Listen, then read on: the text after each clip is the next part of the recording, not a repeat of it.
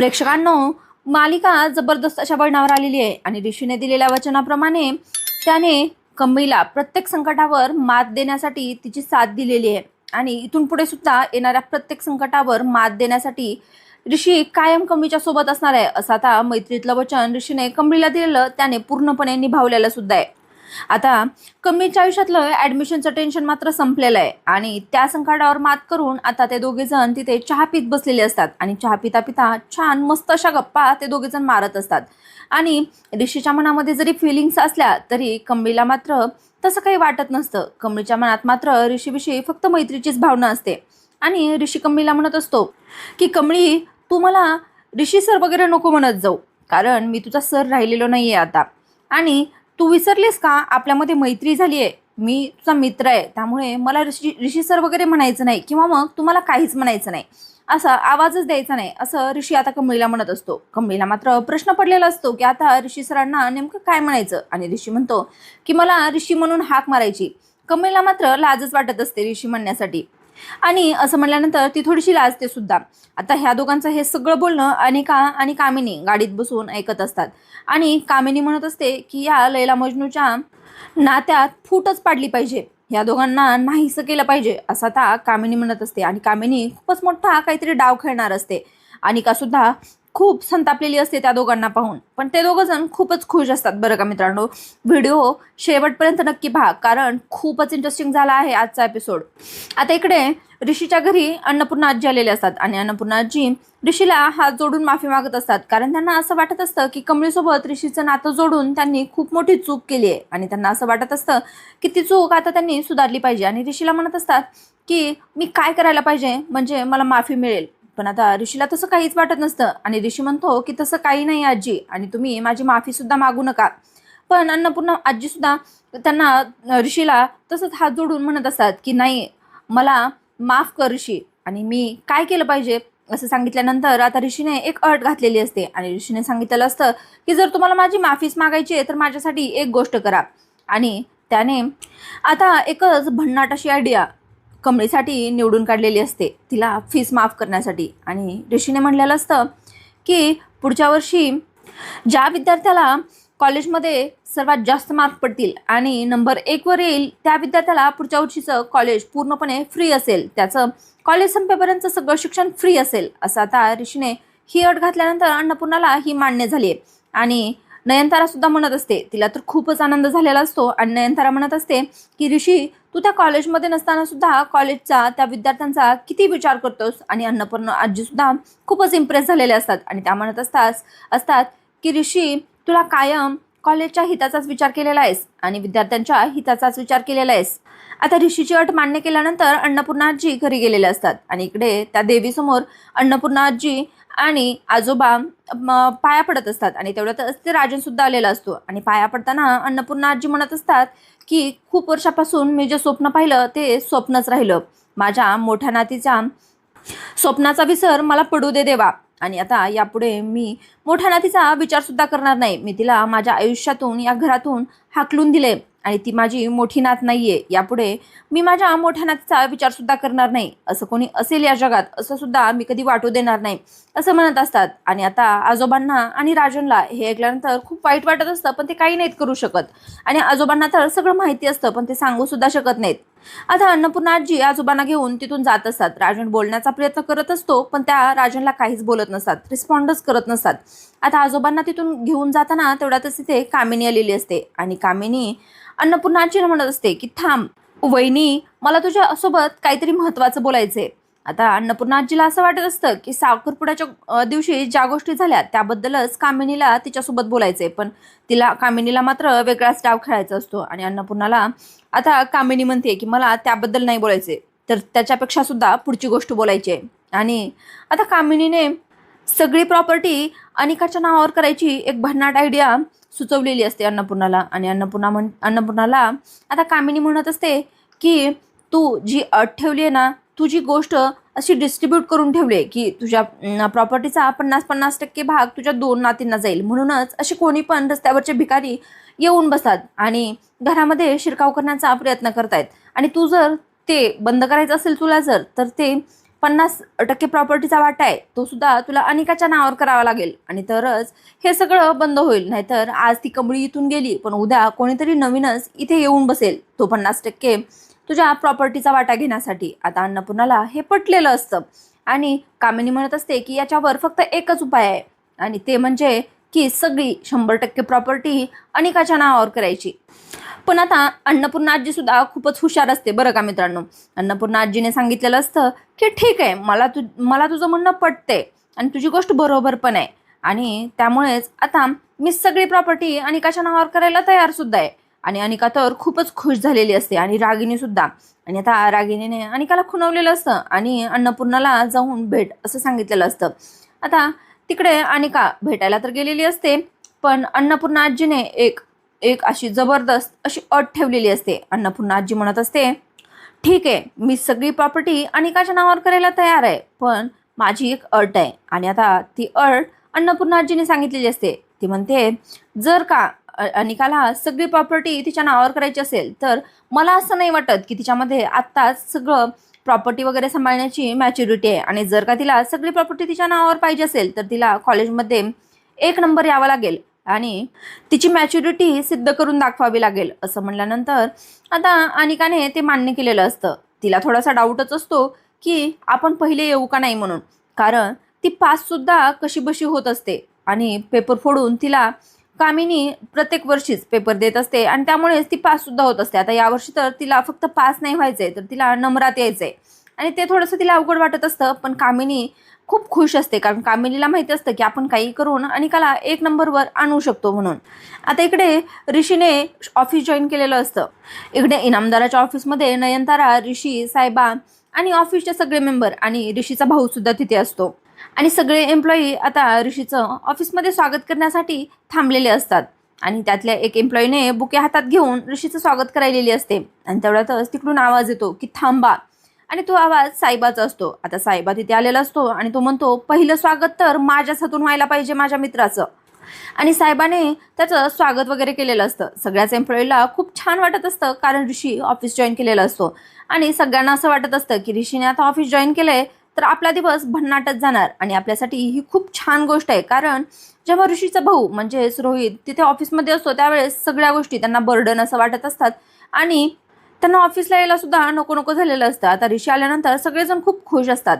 नयनताराने आता ऋषीसाठी एक छान असं कॅबिन तयार केलेलं असतं आणि नयनतारा, सायबा आणि सगळेच एम्प्लॉई आणि ऋषीचा भाऊ सुद्धा आणि ऋषी हे सगळेजण त्या कॅबिनमध्ये आलेले असतात. ते कॅबिन पाहिल्यानंतर ऋषी तर थक्कच होऊन जातो, कारण त्याला ते खूप आवडलेलं असतं. आता नयनतारा ऋषीला म्हणते, ऋषी तू ऑफिसमध्ये यावं याची मी खूप दिवसापासून वाट पाहिली आहे आणि फायनली तू आला आहेस. आता त्या खुर्चीकडे हात करून तिकडे पाहून नयनतारा ऋषीला म्हणत असते की त्या खुर्चीवर बस, ती खुर्ची तुझी वाट पाहते म्हणून.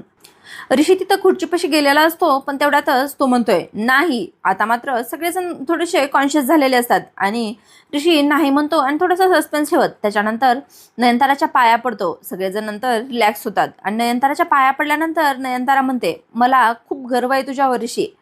तू जसं कॉलेजचं काम निष्ठेने करत होतास तसंच ऑफिसचं काम सुद्धा करशील अशी माझी अपेक्षा आहे, आणि मला माहिती आहे, खात्री सुद्धा आहे मला की तू तुझं काम खूप जबाबदारीने आणि खूप छान पार पाडशील म्हणून.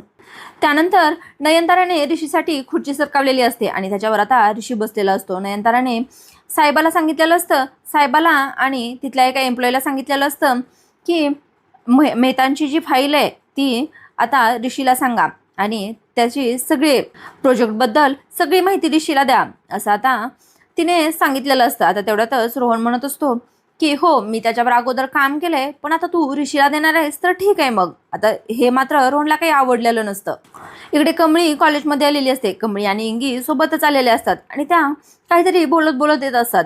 आता इंगी तर रिलॅक्स असते, कारण तिला आता ॲडमिशनचा प्रश्न तर सुटलेला असतो आणि पुढच्या प्रॉब्लेमची चाहूल तर तिला काही लागलेली नसते आणि कमळी मात्र खूपच टेन्शनमध्ये असते. इंगी तिला म्हणते सुद्धा, कमळे आता तर सगळे प्रॉब्लेम संपलेत की ग, आता कशाला असलं तोंड करून बसले आहेस तू.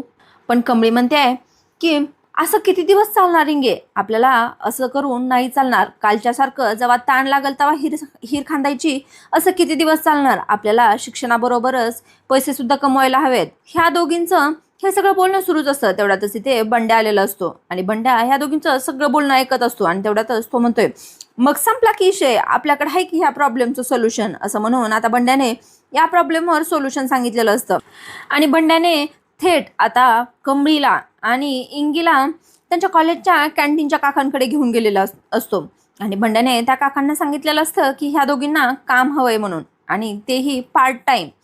आता पार्ट टाइम काम द्यायला ते काका तयार झालेले असतात, पण ते म्हणत असतात की मी पार्ट टाइम काम द्यायला तयार आहे, पण माझ्याकडे फक्त एकच एम्प्लॉय पाहिजे, म्हणजे मला एकाच व्यक्तीची गरज आहे, 2 नको आहेत. असं म्हणल्यानंतर आता बंड्या इंगीला चिडवत म्हणतोय, ते बी ठीक आहे आणि तसं बी आमच्या इंगीला अभ्यास आणि काम दोन्ही होणारच नाही.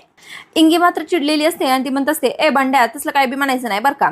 असं म्हणल्यावर बंड्या शांत बसलेला असतो आणि त्या काकांनी आता सगळे कामं समजावून सांगितलेले असतात. आता इंगीने विचारलेलं असतं की कामं काय काय आहेत म्हणून. त्या काका सांगत असतात की जे हातात पडल ते काम करावं लागेल, जसं की कब्बशा वगैरे धुणं, तसेच भांडे घासणं, कोणालाही ते हवं नको ते बघणं. आता हे सगळे काम ऐकल्यानंतर इंगी मात्र थोडीशी परेशान झालेली असते आणि ती कमळीला जवळ जाऊन हळूच म्हणते, अगं कमळे, असलं काम नको करायचं, हे तुला होणार नाही आणि अभ्यास आणि हे काम तुला होणारच नाही, असं आता इंगी कमळीला म्हणत असते. पण कमळीला मात्र हे काम करायचंच असतं आणि कमळी म्हणत असते की कुठलं बी काम छोटं किंवा मोठं नसतं इंगे, कष्ट करायला कधी बी लाजायचं नसते. असं म्हणल्यानंतर आता इंगीला हे सगळं पटलेलं असतं आणि ते तिथले काका सुद्धा म्हणत असतात की आता तुमच्या क्लासचा टाइम झालाय, क्लास करून ये आणि क्लास झाल्यानंतर मग इथे मी तुला सांगेन काय काम करायचं ते. आता तेवढ्यातच तिथे शिपाई काका आलेले असतात आणि ते कॉलेजची सगळी सूचना वाचून दाखवत असतात आणि ती सूचना अन्नपूर्णा आजीने तयार केलेली असते. ते सांगत असतात की पुढच्या वर्षीचे ॲडमिशन त्या विद्यार्थ्यांना फ्रीमध्ये असेल. जे विद्यार्थी ह्या वर्षी नंबरात येतील, 1 नंबर येणाऱ्या विद्यार्थ्याला पुढच्या वर्षी फ्रीमध्ये पूर्ण वर्ष शिक्षण मिळणार आहे. आणि हे ऐकल्यानंतर कमळी आता खूपच खुश झालेली असते. इकडे अनिकाला आणि कामिनीला सुद्धा ते सगळं कळलेलं असतं. कामिनीचा पारा मात्र खूपच चढलेला असतो आणि ती म्हणत असते की फ्रीमध्ये शिक्षण ही नक्कीच अन्नपूर्णाची काहीतरी चाल असणार आहे, त्या कमळीला मोफत शिक्षण मिळू द्यायची. पण मी असं होऊ देणार नाही, तिला कधीच नंबरात येऊ देणार नाही. आणि कामिनीने आता अनिकाला सांगितलेलं असतं की तुला काही करून 1 नंबर यायचंय कॉलेजमधून.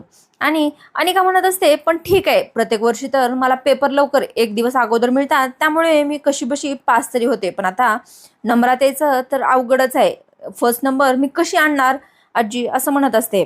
आणि कामिनीने ह्याच्यावर एक उपाय सुचवलेला असतो. इकडे रोहन खूपच संतापलेला असतो आणि तो त्याच्या एम्प्लॉईला म्हणत असतो की तुम्हाला खूप आनंद झाला का ऋषी ऑफिसमध्ये जॉईन झाला म्हणून, आणि जेव्हा मी काम लावत होतो त्यावेळेस काही तुम्हाला सजा दिल्यासारखी वाटत होती का, आता तुम्हाला काम केल्यासारखं वाटेल म्हणून. आणि ते एम्प्लॉई घाबरत घाबरत म्हणत असतात की नाही सर, असं नाही. त्याच्यानंतर रोहनने त्या एम्प्लॉईला तिथून जायला सांगितलेलं असतं. तो तिथून गेलेला असतो. इकडे सायबा आणि ऋषी त्याच्या कॅबिनमध्ये बोलत असतात. सायबा म्हणत असतो की मला तुला काहीतरी बोलायचंय ऋषीला मात्र वेगळीच चिंता असते की याला आता काय बोलायचंय म्हणून. आणि सायबा म्हणत असतो की ऋषी, मला मान्य आहे, तू तुझं काम खूप निष्ठेने करतोस, कॉलेज सुद्धा तू खूप छान सांभाळवतोस आणि तुझ्या विद्यार्थ्यांमध्ये खूपच चांगली इमेज तयार झालेली आहे तुझी. पण मला खरं सांग, तू ऑफिस जॉईन केलंय खरं, पण तुझ्या स्वतःच्या मर्जीने केलंय ना तू? कारण तू जेव्हा दुसऱ्याच्या मर्जीने काम करतोस तेव्हा तू खूप सॅड असतोस. आणि आता ऋषीने सांगितलेलं असतं की हो, मी माझ्या स्वतःच्या मर्जीने ऑफिस जॉईन केलंय म्हणून. आणि आता मात्र सायबा थोडासा रिलॅक्स झालेला असतो, कारण त्याला त्याच्या मित्राची काळजी असते. इकडे आता कामिनीने भन्नाट आयडिया सुचवलेली असते अनिकाला आणि तिने एक नवीनच प्लॅन तयार केलेला असतो. इकडे एका अडगळीच्या जागी त्या अनिका आणि कामिनी एका व्यक्तीची वाट पाहत उभारलेल्या असतात. अनिका तिला म्हणत असते की तुला हीच जागा मिळाली का कुणाला भेटण्यासाठी? आणि कामिनी म्हणत असते की अशा गोष्टी लपून छपून करायच्या असतात, त्यामुळे ही जागा एकदम ओके आहे. आणि तेवढ्यातच तिथे एक व्यक्ती आलेला असतो. त्याने चेहऱ्यावर मास्क लावलेलं असतं आणि त्याला पाहून अनिका खूप घाबरलेली असते. आता तेवढ्यातच तो सांगतोय की मी युनिव्हर्सिटीचा क्लर्क आहे म्हणून. आणि कामिनीने त्याला पैसे देऊन बोलावलेलं असतं आणि त्याला हे सांगितलेलं असतं की पेपरच्या अगोदरच्या दिवशीच मला पेपर पाहिजे म्हणून. आणि त्यासाठी कामिनीने त्याला खूप सारे पैसे सुद्धा दिलेले असतात. कामिनीने अनिकासाठी हे सगळं केलंय कारण तिला फर्स्ट नंबर आणायचा असतो आणि सगळी प्रॉपर्टी स्वतःच्या नावची करून घ्यायची असते. कामिनीने हे सगळं केलंय खरं, भरपूर पैसे दिलेत खरं, पण अनिकाला पेपर भेटणं तेवढं काही शक्य वाटत नाही, कारण आता ही गोष्ट कमळीला कळलेली आहे. इकडे बंड्या कमळीला सांगत असतो की अनिकाला पेपरच्या अगोदरच पेपर मिळतो म्हणून. आणि कमळी म्हणते काय हे कसं होऊ शकतं, आणि पेपर तर युनिव्हर्सिटीतून येतात ना मग अनिकाला पेपर कोण देत असेल असं आता बंड्या कमळीला सांगितल्यानंतर कमळीला चिंता वाटत असते आणि कमळी म्हणत असते की असं कोण करू शकते. बंड्या म्हणतोय की ते काय मला माहित नाही, मला सुद्धा हे आत्ताच कळले आणि इथंच कॉलेजमधल्या एका मुलांना बोलताना मी पाहिलं म्हणून. कमळी म्हणते आतापर्यंत असं होत असेल पण यापुढं असं मी होऊ देणार नाही, अनिकाला पेपर कसा मिळतो ते बघतोच आता. असं आता कमळीने जिद्दच पकडलेली असते की अनिकाला पेपर मिळू द्यायचा नाही आणि कामिनीने जिद्द पकडलेली असते की पेपर तर अनिकाला मिळणारच म्हणून. आता दोघीपैकी कोणाचं म्हणणं खरं होतंय आणि कोणाचा विजय होतंय, एक नंबर कोण येतंय पाहणं खरंच इंटरेस्टिंग राहणार आहे बरं का मित्रांनो. उद्याचा एपिसोड पाहण्यासाठी चॅनलला सबस्क्राईब मात्र नक्की करा. आजचा एपिसोड कसा वाटला कमेंटमध्ये नक्की सांगा आणि आवडल्यास लाईक मात्र नक्की करा. चला तर मित्रांनो उद्या भेटूया.